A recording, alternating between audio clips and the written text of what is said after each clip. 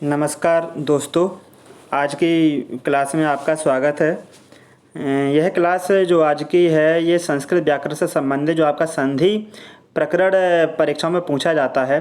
TET, C TET या super TET जैसे exam में जो संधि प्रकरण से संबंधित जो भी प्रश्न आते हैं, और संधि प्रकरण से संबंधित ये आज की क्लास स्वर संधि से संबंधित है।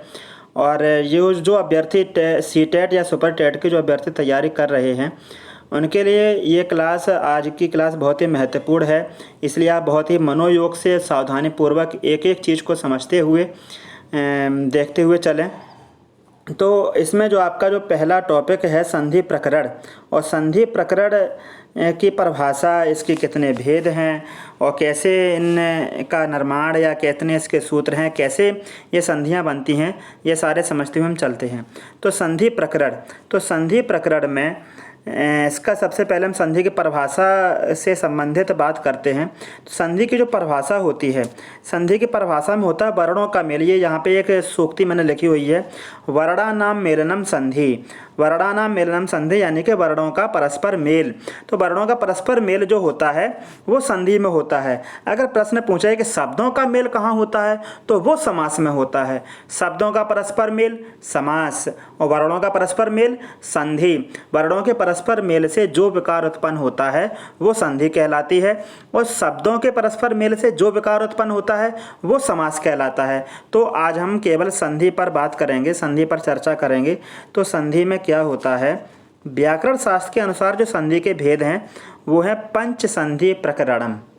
संधि के 5 प्रकरण होते हैं, जिसमें आपका एक आता है अच संधि, प्रकृति भाव संधि, हल संधि, विसर्ग संधि, स्वादि संधि।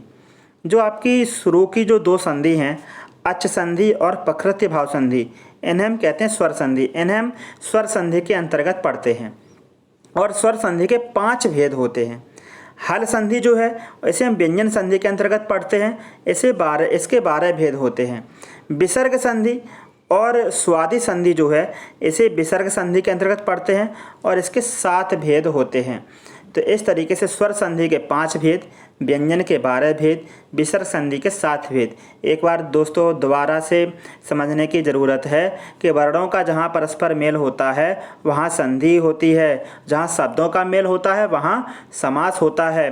व्याकरण शास्त्र के अनुसार जो संधि के प्रकरण हैं वो 5 प्रकरण बताए गए। संधि के 5 प्रकरण, जिसमें आपका पहला आता है अच संधि, प्रकृति भाव संधि, हल संधि, विसर्ग संधि और स्वादि संधि। और अच जो प्रकृति भाव हैं ये हम स्वर संधि के अंतर्गत पढ़ते हैं। हल संधि के व्यंजन संधि के अंतर्गत पढ़ते हैं। विसर्ग और स्वादि संधि ये विसर्ग संधि के अंतर्गत आती हैं। और यहाँ पर मैंने सभी के आपको भेद बताए हुए हैं। स्वर संधि के 5 भेद, व्यंजन संधि के 12 भेद और विसर्ग संधि के 7 भेद। आगे स्वर संधि से संबंधित आज की ये क्लास है। तो स्वर संधि से संबंधित आज हम बात करते हैं स्वर संधि। स्वर संधि की यदि हम परिभाषा निर्धारित करें, परिभाषा इसकी होगी जिसमें स्वर वर्णों का मेल हो। स्वर वर्णों के मेल से जो विकार उत्पन्न हो वो स्वर संधि कहलाती है। स्वर वर्णों के मेल से जो विकार उत्पन्न होता है वो स्वर संधि कहलाती है। और स्वर संधि के 5 भेद होते हैं। यहाँ पर मैंने 2 और लिखे हैं, 5 धन 2 करके 7 लिखे हैं। तो यहाँ पर आपको भ्रमित होने की ज़रूरत नहीं है। अगर आपसे इस प्रश्न ये पूछा जाए कि स्वर संधि कति भेदा, स्वर संधि के कितने भेद, तो स्वर संधि के केवल और केवल 5 भेद। आगे जो इसके जो 5 भेद हैं, दीर्घ संधि, गुण संधि, यड़ संधि, वृद्धि संधि और अयादि संधि। पूर्व रूप संधि और पर रूप संधि ये स्वर संधि के ही अंतर्गत हैं, लेकिन ये गुण और वृद्धि संधि के अपवाद स्वरूप हैं, इसलिए इन संधियों को अलग रखा गया। तो प्रमुख जो प्रकार हैं स्वर संधि के वो 5 प्रकार हैं, 5 भेद हैं स्वर संधि के। आगे जो आपकी जो पहली संधि है दीर्घ स्वर संधि। तो दीर्घ संधि की आज हम बात करते हैं। दीर्घ संधि में, दीर्घ संधि जो है आपकी, दीर्घ संधि में इसका जो सूत्र होता है अकः सवर्णे दीर्घा।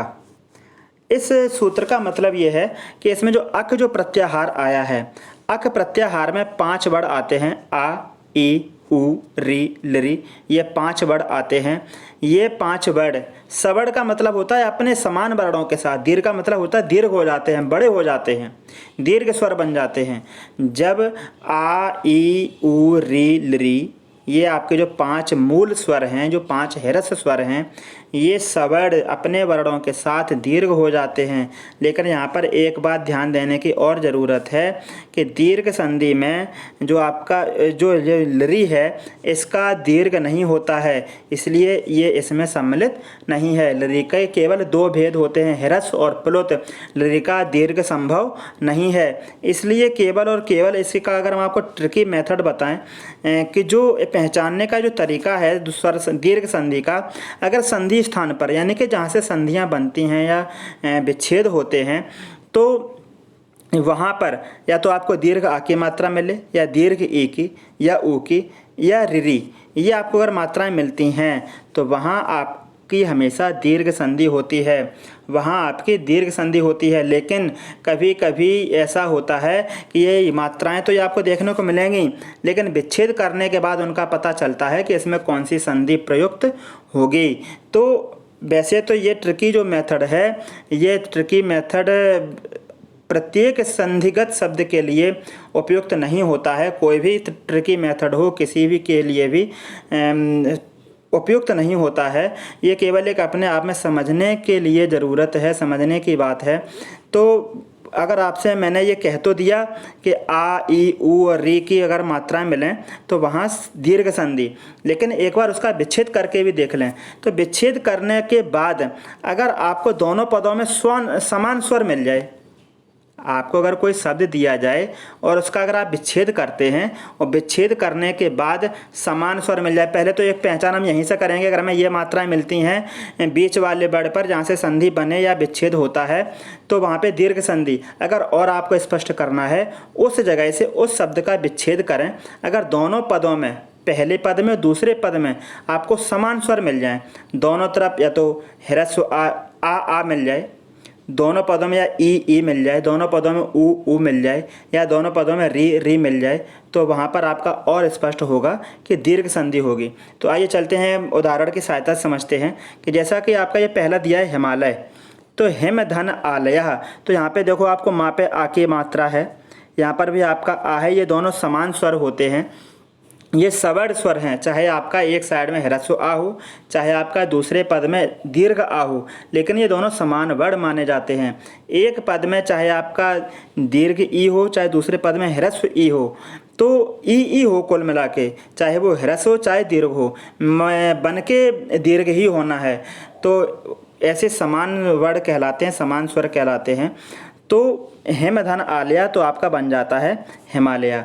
एक आपका यहाँ पे जो दूसरा शब्द दिया हुआ है अस्त धन अचला, इसकी जो संधि होगी आपकी अस्ताचलः, अस्ताचलः। इव धन आत्मा, एवात्मा। गंगावतरणम, गंगा धन अवतरणम, तो गंगावतरणम, गंगा पे आ की मात्रा है, यहाँ आपका ह्रस्व आ है, तो दोनों मिलके आपके दीर्घ आ हो जाते हैं। तो गंगावतरणम, तो ये आपके आ जाते हैं दीर्घ संधि में। आगे है आपका भूमि धन ईसः, तो भूमि धन ईसः जो है आपका, इसे हम देखते हैं कि भूमि पर देखें आप लोग अगर, तो ह्रस्व ई की मात्रा और ईसः में दीर्घ ई की मात्रा, तो ह्रस्व ई और दीर्घ ई मिलके हो जाता है दीर्घ ई। तो आपका जो शब्द बनता है भूमि सह। पितृधन ऋणम, तो अब की बार यहाँ पे देखें री और री मिला, री और री मिलके हो जाता है दीर्घ री, यानी कि डबल री की मात्राएं लगती हैं, तो आपका शब्द बनता है पितृणम। तो कहीं आपको बड़े आ की मात्रा मिले, कहीं बड़ी ए की मात्रा मिले, कहीं बड़े ऊ की मात्रा मिले, ये देखो आपका मिला गुरुत्तम, और कहीं आपको इस तरीके के डबल री कहीं मिल जाए, तो वहाँ दीर्घ संधि आपको करनी करना है, दीर्घ संधि करनी करना है। और एक बार विच्छेद करके और हम देख लें, दोनों पदों में समान स्वर वर्ण मिल जाएं, अगर इस तरीके से समान स्वर वर्ण, तो समान स्वर वर्ण मिल जाएं, तो वहाँ पर और स्पष्ट हो जाता है कि यहाँ इस शब्द में दीर्घ संधि ही है। तो बहुत ही ध्यान देने की आवश्यकता है। जो आपको ट्रिकी मेथड जितने भी बताए जाते हैं, तो उन पर ध्यान देने की आवश्यकता है कि एक बार ट्रिकी मेथड का उपयोग एक बार विच्छेद करके भी देख लें, कि उस दीर्घ संधि की जो परिभाषा है कि दोनों पदों में समान स्वर होने चाहिए। अगर समान स्वर मिल जाते हैं तो दीर्घ संधि आपकी क्लियर है। आगे है आपका गुण संधि। तो गुण संधि में क्या है, गुण संधि की अगर हम बात करें तो गुण संधि का जो सूत्र होता है आद गुणा, और जो गुण स्वर जो होते हैं दो होते हैं गुण स्वर ए और ओ, गुण स्वर ए और ओ। और इसकी जो ट्रिकी जो मेथड है इसकी पहचान है, जो अगर कहीं हमें संधि स्थान पर किसी वर्ड पर ए की मात्रा मिल जाए या ओ की मात्रा मिल जाए, कोई एक मिले, चाहे ए की मिले चाहे ओ की मिले, कहने का मतलब सिंगल मात्रा लगी हुई मिले, चाहे वो ए की मात्रा हो चाहे ओ की मात्रा हो, सिंगल मात्रा ए या ओ की लगी हुई मिलती है तो उस शब्द में गुण संधि।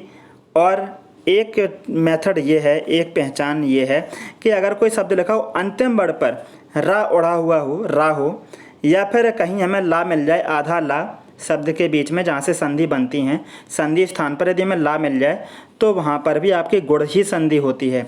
जैसे महर्षि अंतिम वर्ड पर रा है, देवर्षि, सप्तर्षि, सप्त ऋतु, तो सप्तर्तु, वेदर्कः, ये रहे आपके एग्जाम्पल।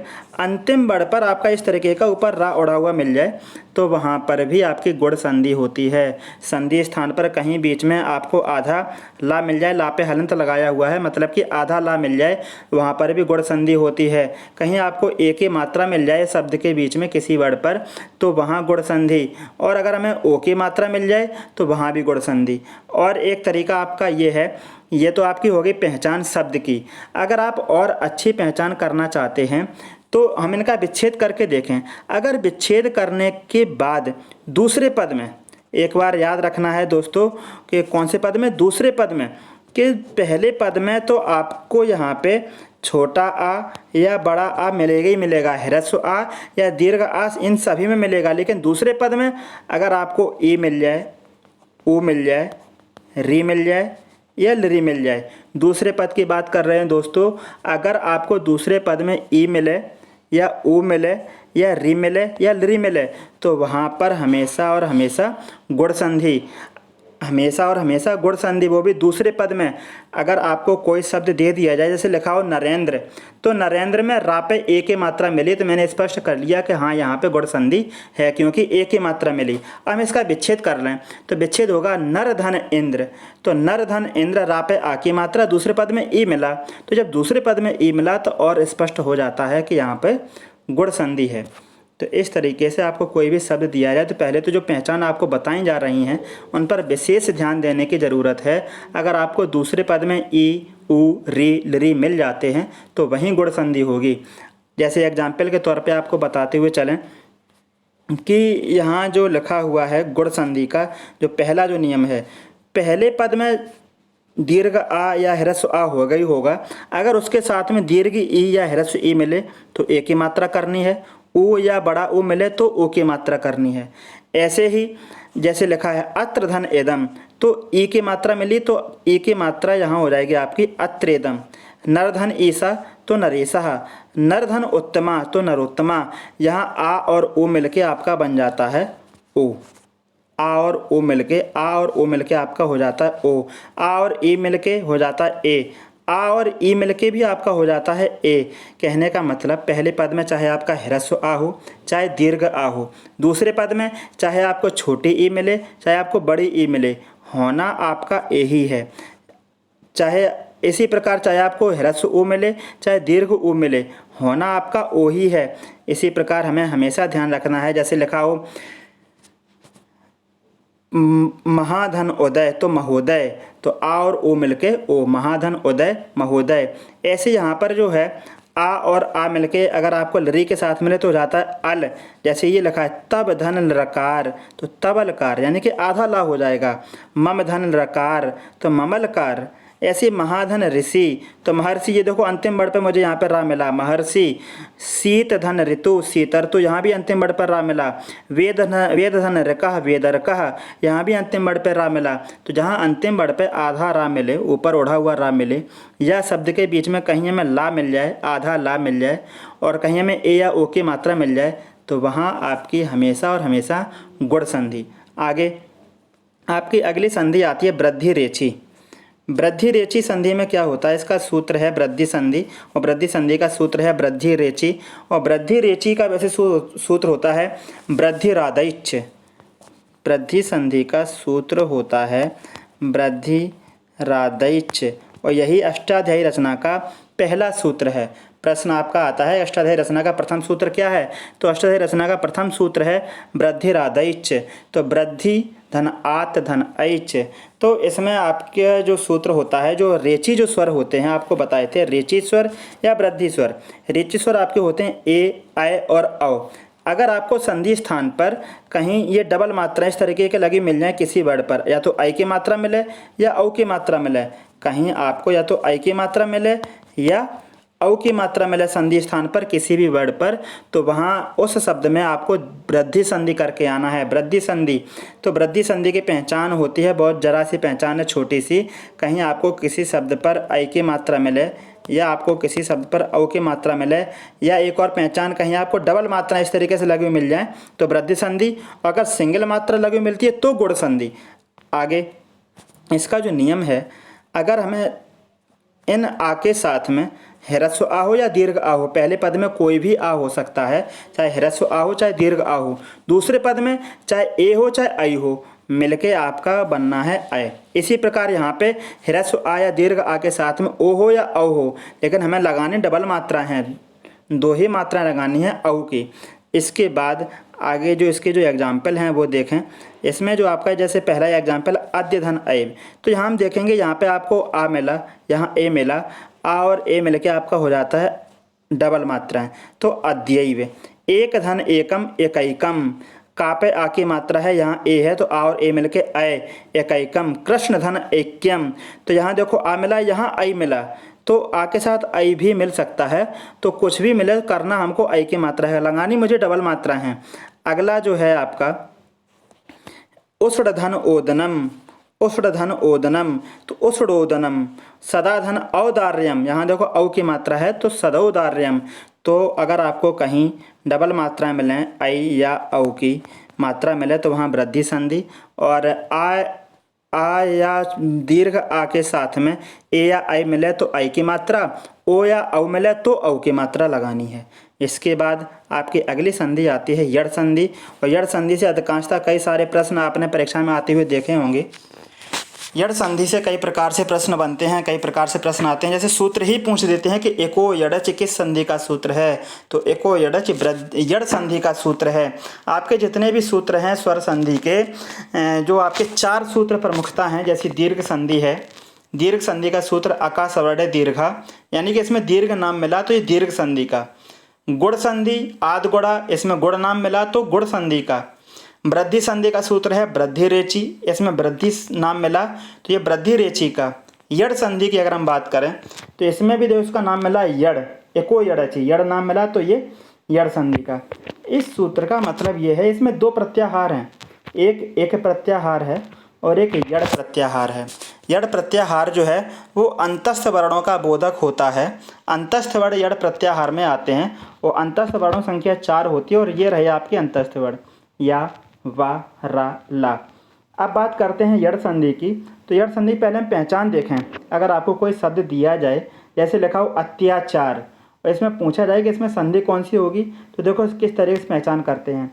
अगर आपको संधि स्थान पर किसी या वा और रा मिल जाए, और इनके पहले कोई ना कोई आधा वर्ण मिल जाए, या वा रा मिले, या इनके पहले कोई ना कोई आधा वर्ण मिले, या फिर पूरा ला मिल जाए, या फिर पूरा ला मिल जाए, वो भी पहले अक्षर में, पहले पद में, पहला जो अक्षर हो शब्द का वहाँ आपको पूरा ला मिल जाए, या तो या वा रा के पहले कोई ना कोई आधा वर्ण मिल जाए या आधा ला मिल जाए, तो वहाँ आपकी हमेशा यड़ संधि। एक पहचान और, जैसे मैंने आपको गुण संधि में बताया था कि गुण संधि में ई, ऊ, री और लरी, ये दूसरे पद में अगर मिल जाए, विच्छेद करें और दूसरे पद में मिल जाए तो गुण संधि। लेकिन यहाँ क्या है, यहाँ उसका ठीक विपरीत है। यहाँ ई, ऊ, री, लरी पहले पद में अगर मिलते हैं तो यड़ संधि, ई, ऊ, री, लरी पहले पद में मिलते हैं तो यड़ संधि, और यही वर्ण आपको अगर दूसरे पद में मिलते हैं तो गुण संधि। याद रखना है, ई, ऊ, री, लरी अगर आपको ये पहले पद में मिलते हैं विच्छेद करने पर तो यड़ संधि, ई उ री लिरी। अगर आपको दूसरे पद में मिलते हैं तो गुण संधि। तो इसका देखो नियम क्या है, अगर हमें कहीं ई की मात्रा मिले तो या करेंगे, ऊ की मिले तो वा करेंगे, री की मिले तो रा करेंगे, और री मिले तो ला करेंगे। कैसे, हमें देखो ये भी एक याद रखने का बहुत ही अच्छा तरीका है कि यड़ में जो यड़ प्रत्याहार में जो वर्ड आते हैं वो क्रम से ये लिखे हुए या वा रा ला, उसी के सामने उसी लाइन के अनुसार ये एक प्रत्याहार के हम वर्ड लिख लेते हैं। एक प्रत्याहार में आते हैं ई उ री ली। एक जो प्रत्याहार है वो दो सूत्रों से मिलकर बना, अयुड़ रिलरिक, अयुड़ से ई लेते हैं और रिलरिक से का। तो एक जो प्रत्याहार बनता है वो 4 वर्ड होते हैं इसमें, ई उ री लिरी, और यड़ में भी 4 होते हैं, या वा रा ला। तो ई के सामने या, ऊ के सामने वा, री के सामने रा, री के सामने ला। अगर हमें कहीं ई की मात्रा मिले तो या कर देंगे, ऊ मिले तो वा कर देंगे, री मिले तो रा, और री मिले तो ला करना है। इस प्रकार से इसके जो एग्जाम्पल हैं वो आपको देखो बताते हुए चलते हैं कि कैसे करना है। जैसे ये रहा आपका पहला एग्जाम्पल, अभिधन उदयः। तो अभ्युदया यानी कि भा पे देखो ए की मात्रा मिली, तो भा से ए की मात्रा हटा करके जब हम किसी वर्ड से स्वर हटाते हैं तो वो वर्ड आधा हो जाता है। तो भा से मैंने स्वर हटाया तो अब भा हो गया आधा। अब ए की जगह पे देखो मुझे क्या करना है, या, ई के स्थान पर या करना होता है। ये लिखा है देखो, अगर हमें ई की मात्रा मिले तो ई के स्थान पर या करना होता है। तो जब ई की मात्रा मिली तो उसके जगह पे मुझे या करना है, तो ये देखो या किया मैंने यहाँ पे। अब दूसरे पद में स्वर क्या है, ऊ, तो उस स्वर की मात्रा उस वर्ड पर आ जाती है, तो अभ्युदया। ऐसी सुधन आगतम, तो सा पे ओ की मात्रा है तो सा से ओ की मात्रा हटा करके ये सा हो जाता है आपका आधा, और ओ की मात्रा की जगह पे मुझे क्या करना है, वा, तो स्वा। और यहाँ दूसरे पद में कौन सा स्वर है आपका, दीर्घ आ, तो उस दीर्घ आ की मात्रा आपकी उस वा पर आ जाती है, तो आपका शब्द बनता है स्वागतम। जैसे आपको एक जैसे तरीका बताते हुए चलें, जैसे ये आपका लिखा है यदि धन अपि। तो यदि धन अपि में देखें अगर हम करें, यदि धन अपि, तो यहाँ देखो ए की मात्रा है, तो ए की मात्रा है तो यहाँ तो जो आपका दा हो जाएगा आधा, दा हो जाएगा आधा, तो ए की मात्रा हटा करके मुझे करना है या। तो जब या करना है तो इस या पे इस वाले वर्ड की मात्रा आनी है तो स्वर की, तो ये आपके छोटे आ की मात्रा आ गई, और ये आपने लिख दिया यद्यपि। यहाँ पे देखो मैंने यद्यपि इस तरीके से लिखा है, यहाँ पे दा पे हलंत है, और आप इस तरीके से भी लिख सकते हैं, दोनों बात एक ही है। यद्यपि यहाँ पे भी आधा दा है और या इसमें जोड़कर लिखा हुआ है। जैसे ये है आपका इत्यादि। इत्यादि को देखो जैसे कैसे बताएं, इत्यादि जो है आपका ताप पे मात्रा है ए की, तो मात्रा हटा दें और ए की मात्रा तो उसके जगह पे या। अब दूसरे पद में आपका जो आ है वो या पे इसकी मात्रा आ जाएगी, दा, इत्यादि, इस तरीके से। ऐसे जो आपका जो अगला है पितृधन आज्ञा, तो पितृधन आज्ञा को समझ लेते हैं। पितृधन आज्ञा में आपका जो मैंने जो वर्ड जो बनाया है पित्राज्ञा, तो त्रा का जो निर्माण होता है, त्रा बनता है ता धन रा मिलके, ता पे हलंत और रा मिलके। तो मैंने आपको बताया था कि रा के पहले आधा वर्ड मिले, तो देखो रा के पहले आधा वर्ड है ता, रा के साथ आधा ता वर्ड जुड़ा हुआ है, तो या बार रा के साथ आधा वर्ड मिल जाए तो वहाँ पे आपकी यड़ संधि। या एक तरीका इस संबंध में आपको बताते हुए चलें कि अगर आपको कहीं संधि स्थान पर ये त्रा मिल जाए, हर जगह नहीं लेकिन यहाँ पे इस तरीके में यहाँ पे हम देखेंगे त्रा मिल जाए, तो वहाँ पे आपकी गुण संधि। और गुण संधि में वो यड़ संधि, सॉरी माफ़ कीजिएगा, यड़ संधि। तो त्रा में जो आपके जो त्रा का जो निर्माण होता है ता धन रा मिलके, और रा के पहले आधा वर्ड होना चाहिए, तो रा के पहले आपका आधा वर्ड क्या है, ता। तो इस तरीके से यहाँ पर आपकी हो जाती है यड़ संधि। तो और एक बात, आपको अगर कहीं त्रा मिल जाए तो वहाँ भी आपकी होनी है यड़ संधि होनी है। इसके बाद आगे आपका आता है मात्रधन आदेशः। तो ये भी हम यहाँ पर देख लेते हैं। मात्रधन आदेशः, अगर आपको कहीं पहले पद में यड़ संधि में त्रा मिले, दूसरे पद में कोई भी स्वर मिले, तो ये त्रा हट करके आपको करना है ये त्रा, और दूसरे पद में जो स्वर हो उसकी मात्रा यहाँ पे लगा दो। या फिर अगर ये याद रखना है कि री मिले तो री की जगह पर रा करना है, तो यहाँ पे देखो मुझे री मिला तो री की जगह पर रा और उसके पहले आधा वर्ड, तो इस तरीके से याद रखना है। अगला है आपका लराधन अकारः लकारः, तो लरा की जगह पे मुझे करना है ला, लरा की जगह पे ला करना है तो लरा की जगह पे किया ला, और उस ला पर ये ह्रस्व आ की मात्रा तो है पहले से अकार तो लकार। लरा धन आकृति, इसे देख लेते हैं। लरा धन आकृति में क्या होता है, लरा की जगह पे मैंने ला किया और यहाँ दूसरे पद में दीर्घ आ है तो दीर्घ आ की मात्रा लगाई और कृति तो लाकृति। ऐसे ही लरा धन अनुबंध, तो लरा की जगह पहले तो ला किया, फिर लरा पे ह्रस्व आ की मात्रा वो भी है, नुबंध है तो अनुबंध है। तो इस तरीके से लनुबंध आपका बन जाता है। तो यड़ संधि में याद रखना है या, वा और रा के साथ में कोई ना कोई आधा अक्षर जरूर होना चाहिए, तो वहाँ आपकी यड़ संधि होती है। या फिर अगर ला से कोई वर्ड शुरुआत है वहाँ पे पूरा ला हो तो वहाँ भी आपकी यड़ संधि होगी। अगला जो आपका सूत्र है, अगली संधि है अयादि संधि। तो अयादि संधि को देखते हैं। अयादि संधि का सूत्र होता है एचो अय वाया वा। यही एक ऐसी संधि है जिसके सूत्र में इस संधि का नाम नहीं लिखा है। आकाशवर्ण दीर्घा दीर्घ संधि, वृद्धि रेची वृद्धि संधि, आद गुड़ा गुड़ संधि, एको यड़ची यड़ संधि। अब ये बचा आपका सूत्र एचो अय वा या वह। यह सूत्र बोलने में थोड़ा कठिन भी है, तो लेकिन अगर आप सावधानी पूर्वक इस सूत्र का उच्चारण करें तो आप बड़े आराम से कर सकते हैं। एचो अय वा या वाह। एचओ के बाद जो ये बना है एस जैसा वर्ड, इसे अवग्रह कहते हैं, इसका उच्चारण आ में करते हैं। तो एचओ अय वा या वाह, और ये अयादि संधि का सूत्र है। अयादि संधि की पहचान होती है संधि स्थान पर या और वा मिलें, लेकिन बस इतना याद रखना है कि या और वा मिलें लेकिन इनके साथ में आधा वर्ड ना मिले।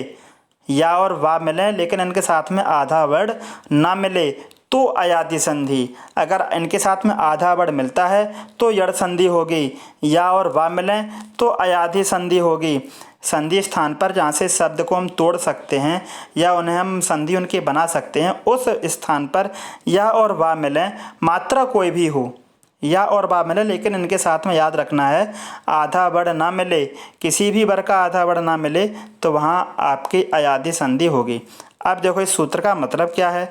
ये जो आपका सूत्र है इसमें एच प्रत्याहार है, और एच प्रत्याहार में 4 वर्ड आपके होते हैं ए ओ आई औ। एच जो प्रत्याहार है वो 2 सूत्रों से मिलकर बना अयोंग अयोच। तो अयोंग में ऐसे लिया एओ, अयो से लिया अय औ। इस तरीके से एच जो प्रत्याहार है वो इसमें 4 संयुक्त स्वर होते हैं ए ओ अय औ। अब इसमें करना क्या है, जैसे जो आपका पहला जो स्वर है ए, तो ए के स्थान पे करना है अय, ओ के स्थान पे अब। ऐसे ही जो लिखा है ये आपका अय, इसके जगह पे आय और औ के जगह पे आब। कहने का मतलब अगर सिंगल मात्रा है तो अय, यहाँ भी देखो अब ए है तो अय, ओ हो तो अब, अय हो तो आय, औ हो तो आब। मुझे इस तरीके से याद रखना है। अब संधि स्थान पर मैंने आपको बताया कि या और वा मिलें तो वहाँ अयादि संधि होती है। तो जैसे आपके मैंने सामने कुछ एग्जाम्पल रखे हुए हैं, जैसे कि हम आपको कुछ एग्जाम्पल बताते हुए चलते हैं। जैसे कि ये पहला है ने धन अनम, तो ना पे ए की मात्रा मिली, तो ना पे ए की मात्रा मिली। मैंने आपको बताया जहाँ ए की मात्रा मिले तो वहाँ मुझे करना है अय। तो क्या करना है, ना पे जब ए की मात्रा मिली तो नय हो जाएगा आपका नय। और यहाँ पे देखो मात्रा का है कि ह्रस्व आ की, तो ह्रस्व आ की मात्रा भी है। इसके बाद क्या लगाना, नम, तो नयनम। इस तरीके से आपका शब्द बन जाता है। ऐसे ही अगर हम दूसरा एग्जाम्पल लें, नई धन अका। अब की बार यहाँ पे मुझे मिला अय, तो अय की जगह पे करते हैं आय। अय की जगह पे आपने अभी ऊपर देखा कि इसकी जगह पे हम करते हैं आय। तो जब सिंगल मात्रा लगी हो तो ह्रस्व आ आय, और जब डबल मात्रा लगी हो तो बड़ा आ यानी कि आय। तो देखो नय है तो नय की जगह पे तो आपका हो गया नाय। अब यहाँ भी आपके ह्रस्व आ है तो अका नायका। एक और एग्जाम्पल आपको देखो बताते हुए चलते हैं। जैसे ये लिखा है गई, तो गई की जगह पे आपका हो जाएगा आपका गाय। अब यहाँ पे ह्रस्व ई है तो ह्रस्व ई की मात्रा आपकी हो जाएगी या पर और का, तो आपका शब्द बन जाता है गाय का। ऐसे पो धन अन, तो पवन। आपके बाद यहाँ पे ओ मिला तो ओ की जगह पे अब करते हैं। ए या आई मिले तो या का प्रयोग, ओ या औ मिले तो वा का प्रयोग। केवल अगर याद इतना रखना कि ओ मिले तो अब का उच्चारण होना चाहिए और औ मिले तो आब का उच्चारण होना चाहिए। ऐसी प्रकार जो पौ धन अकह, तो पौ पे अब औ की मात्रा है तो आब होगा, यानी कि पाव हो जाएगा। और अकह तो ये मात्रा हो जाएगी आपकी वा पर, तो पाव कहा। इस तरीके से आपके ये एग्जाम्पल हैं कुछ, ये इधर भी हैं, ये भी आपके अयादी संधि के ही एग्जाम्पल हैं, उदाहरण हैं। जैसे भो धन अनम, तो भवनम। भो धन उका, अब भव धन, भव की जगह पे हो गया भाव, और यहाँ पे मुझे स्वर मिला ऊ, तो ऊ की मात्रा वा पे, तो आपको हो जाता है भावुका। विनय धन अका, विनायका। विधय धन अका, विधायका। ये आपकी संधि बहुत ही महत्वपूर्ण है, अक्सर पूछी जा चुकी है। विधय धन अका, विधायका। विधायका में कौन सी संधि? तो मैंने आपको बताया था कि अगर कहीं बड़ा आ, बड़ी ई, बड़ा ऊ, बड़ और री की मात्रा मिले तो वहाँ दीर्घ संधि करना है। तो इस मेथड में आपको ये याद रखना है कि एक बार हम इसका विच्छेद करके देख लें।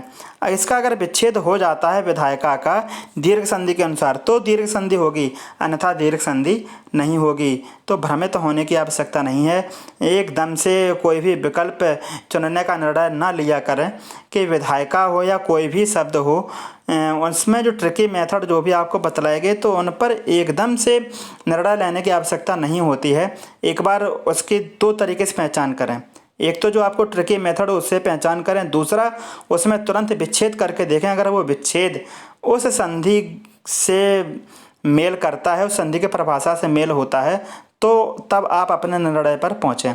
तो विधायका, विधय धन अका, यहाँ मुझे देखो आय मिला, तो जहाँ आय मिले वहाँ आई की मात्रा लगाते हैं तो विधय, और अब यहाँ पे काय की मात्रा है आ की, तो अका। इस तरीके से तुम विच्छेद भी कर सकते हैं बड़ी आसानी से।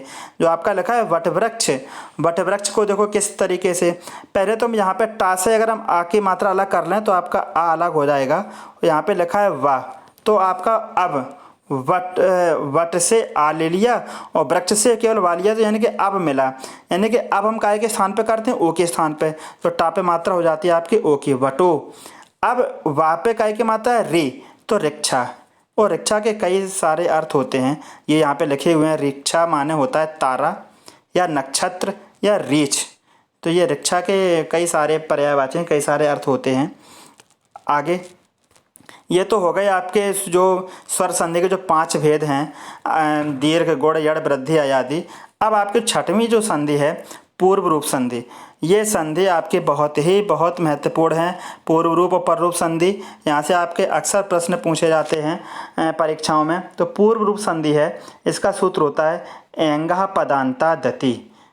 इसमें एंग प्रत्याहार का प्रयोग होता है, और एंग प्रत्याहार में 2 वर्ड आते हैं ए और ओ, और इसकी जो पहचान है बहुत ही सरल पहचान है। अगर ए और ओ के मात्राओं के साथ अवग्रह जुड़ा हुआ मिल जाए, इस तरीके का, ये से हम अवग्रह बोलते हैं, आ में उच्चारण करते हैं। अगर ए और ओ के मात्रा के साथ अवग्रह लगा हुआ जुड़ा हो, अवग्रह लगा हुआ मिल जाए, तो वहाँ पूर्व रूप संधि। जहाँ ए और ओ की मात्रा के साथ अवग्रह मिल जाए वहाँ पूर्व रूप संधि। और इसका करना क्या होता है कि पहले पद में अगर आपको ए मिल जाए, दूसरे पद में आ मिलेगा, तो वहाँ ए की मात्रा के साथ अवग्रह लगाना है। अगर ओ के साथ आ मिल जाए तो ओ की मात्रा के साथ अवग्रह लगाना है। इस तरीके से देखो, हम एग्जाम्पल से की सहायता से जैसे हम देखें तो यहाँ पर जो आपको पहला दिया है हरे धन अत्र, तो हरे पे देखें हम, हरे धन अत्र, तो यहाँ हम देख सकते हैं बड़े आसानी से, रा पे ए की मात्रा है, यहाँ आपका आ है, तो ए की मात्रा तो आपकी ये रहेगी, बस आ हट करके आपका हो जाता है अवग्रह। तो यहाँ पर जो आपका बनेगा हरे, तो आपको पहले से लिखना है, हरे के बाद ये जो आपको जो आ मिला है, इस आ के स्थान पर करना है अवग्रह और बाद में जोड़ देना है त्रा। जैसे दूसरा जो एग्जाम्पल है को धन अपी, तो को तो आपको लिखना है, बस आ हटा करके करना है अवग्रह, और पी तो को अपी। जैसे आपका लिखा है ते धन अवदन, तो ता पे एक ही मात्रा तो आपको लिखनी है, आ हटा करके आपको कर देना है अवग्रह, ते बदन। तो ए या ओ के मात्रा साथ अगर आपको अवग्रह मिल जाता है तो वहाँ आपकी हो जाती है पूर्व रूप संधि। अगली संधि है आपकी पर रूप संधि। पर रूप संधि भी इसी तरीके की है। यहाँ पर भी आपको इसका जो सूत्र है एंग पर रूपम, इसमें भी आपका एंग प्रत्याहार हुआ, और वही तो स्वर वर्ण हैं ए और ओ। तो लेकिन अब आपको यहाँ पे क्या करना होता है, इसका जो पहला पद होता है इसकी सीधी सी पहचान है। पहला पद क्या होगा, उपसर्ग, और उन उपसर्ग पर या तो ए की मात्रा होगी या ओ की मात्रा होगी। पहला पद होगा उपसर्ग, अगर आपको पहला पद उपसर्ग मिल जाता है किसी संधि में और उस पर या तो हमें ए की मात्रा मिल जाए या ओ की मात्रा, तो आपको पररूप संधि करनी है। अगर ए और ओ की मात्रा के साथ अवग्रह मिलता है तो पूर्व रूप, अगर अवग्रह नहीं मिलता है, उपसर्ग मिलता है और उपसर्ग पर ए की मात्रा मिले या ओ की मात्रा मिले, तो आपकी वहाँ हो जाती है पररूप संधि। एक बार फिर से दोस्तों याद रखना है, अगर आपको पहले पद में उपसर्ग मिले और उस उपसर्ग पर ए की मात्रा मिले या ओ की मात्रा मिले, तो वहाँ आपको करना है पररूप संधि। और उपसर्ग कैसे होंगे? जिनके अंतिम वर्ण पर या तो आ की मात्रा होगी या दीर्घा की मात्रा होगी, इस प्रकार के उपसर्ग होने चाहिए। जैसे एग्जाम्पल के तौर पर जैसे लेके चलें, जैसे लिखा आपका प्र धन एसते, प्रा पे देखते हैं हम, देखो आ की मात्रा मिली, यहाँ आपको ए मिला, आ और ए मिल के आपका हो जाता है प्रेसते। लेकिन आपने वृद्धि संधि में पढ़ा था आ धन ए मिलके हो जाता है अय, तो ये वृद्धि संधि का एक अपवाद स्वरूप संधि है वृद्धि संधि की। लेकिन यहाँ पर आपका क्या है, उपसर्ग हैं। अगर उपसर्ग मिल जाते हैं और उपसर्ग के साथ में ए या ओ मिले, तो ए मिले तो ए की मात्रा, ओ मिले तो ओ की मात्रा, अ या औ नहीं करना है। ए मिले तो अ की मात्रा, ओ मिले तो ओ की मात्रा, केवल सिंगल मात्रा लगानी है। तो ऐसे उपसर्ग हमें केवल लेने हैं जिनके अंतिम वर्ण पर या तो आ की मात्रा मिले या दीर्घ आ की मात्रा मिले। तो इस तरीके से, जैसे आपका एक और जो एग्जाम्पल है प्रा पर भी हम देखेंगे आ की मात्रा है, उप पर भी आ की मात्रा है पा पर। उप में यहाँ पे देखो पा पे जो अंतिम वर्ण है आ के, यहाँ जो मैंने परा लिखा हुआ है यहाँ पर देखो अंतिम वर्ण पर दीर्घ आ की मात्रा है, यहाँ तो ह्रस्व आ की मात्रा हो या दीर्घ आ की मात्रा हो। दूसरे पद में ए हो या अय हो, तो वहाँ पर हो जाता है आपका पररूप संधि। पराधन ए लयति, तो आपका हो जाता है परे लयति। रा से ये आ के मात्रा हट करके जो अब जो यहाँ जो मात्रा है वो यहाँ आपकी आ जाएगी, तो परे लयति। इसके बाद एक अंतिम संधि है जो मैंने आपको शुरू के जो 2 प्रकरण बताए थे, अच संधि और प्रकृति भाव संधि। ये जो संधियाँ थी आपकी अच संधि के अंतर्गत थी। अच संधि में आपने पढ़ी दीर्घ, गुण, यड़, वृद्धि, अयादि, पूर्व रूप और पररूप संधि। अब जो आपकी है प्रकृति भाव संधि। प्रकृति भाव संधि से यहाँ से प्रश्न आपके 2-3 प्रकार से बन के आते हैं। एक तो इसका जो सूत्र है ईदु दे द्विवचनम प्रग्रहेयम, ईदु दे द्विवचनम प्रग्रहेयम, ये इसका सूत्र बहुत ही महत्वपूर्ण सूत्र है।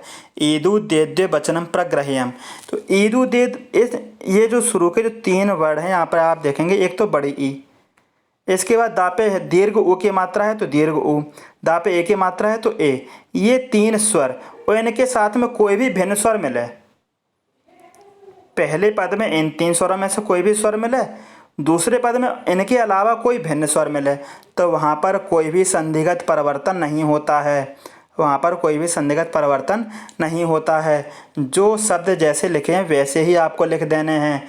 और एक प्रश्न आपका यहाँ से ये बनता है कि ई उ ए ये इनकी संज्ञा कैसी होती है, तो ई उ ए जो ये 3 वर्ण हैं ये प्रग्रह संज्ञक वर्ण कहलाते हैं। कौन से वर्ण कहलाते हैं? प्रग्रह संज्ञक वर्ण कहलाते हैं। प्रश्न आपका एक यहाँ से ये भी बनता है कि प्रग्रह संज्ञक वर्ण कौन से होते हैं, तो प्रग्रह संज्ञक वर्ण आपके हैं ई, दीर्घ उ और ए, ये आपके प्रज्ञा संज्ञक वर्ण कहलाते हैं। एक प्रश्न आपका यह भी बनता है कि प्रज्ञा संज्ञक वर्ण जिसके साथ लगते हैं वो किस वचन में जाता है, तो वो द्विवचन में प्रयुक्त होता है। किस वचन में प्रयुक्त होता है? द्विवचन प्रयुक्त होता है। प्रग्रह संज्ञक जो वर्ण होते हैं वो द्विवचनों में प्रयुक्त होते हैं।